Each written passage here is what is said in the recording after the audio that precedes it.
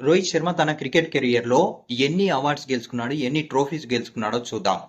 ICC award వచ్చేసి రోహిత్ శర్మ దగ్గర ఒకటి మాత్రమే ఉంది, ODI player of the year. దాని తర్వాత ఏషియా కప్ వచ్చేసి రోహిత్ శర్మ క్రికెట్ కెరియర్ లో 4 సార్లు గెలుచుకున్నాడు. దాని తర్వాత border Gavaskar trophy Rohit Sharma career లో 3 సార్లు గెలుచుకున్నాడు. నెక్స్ట్ వచ్చేసి test match only one time మాత్రమే గెలుచుకున్నాడు, ఒకటి మాత్రమే, అది కూడా 2017లో. నెక్స్ట్ అండర్ 19 వరల్డ్ కప్ 2006లో అండర్ 19 వరల్డ్ కప్ లో రోహిత్ శర్మ ఆడినప్పటికీ ఫైనల్లో పాకిస్తాన్ తో ఓడిపోయింది.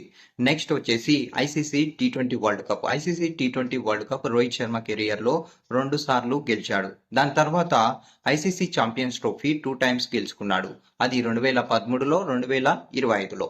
ICC ODI world cup Rohit Sharma ఇప్పటి వరకు గెలవలేదు. దాని తర్వాత నేషనల్ అవార్డ్స్ రోహిత్ శర్మ దగ్గర 2 ఉన్నాయి. ఒకటి అర్జున్ అవార్డు, 2 ఖేల్ రత్న అవార్డు. దాని తర్వాత ఐపీఎల్ ట్రోఫీస్ వచ్చేసి 6 ఉన్నాయి.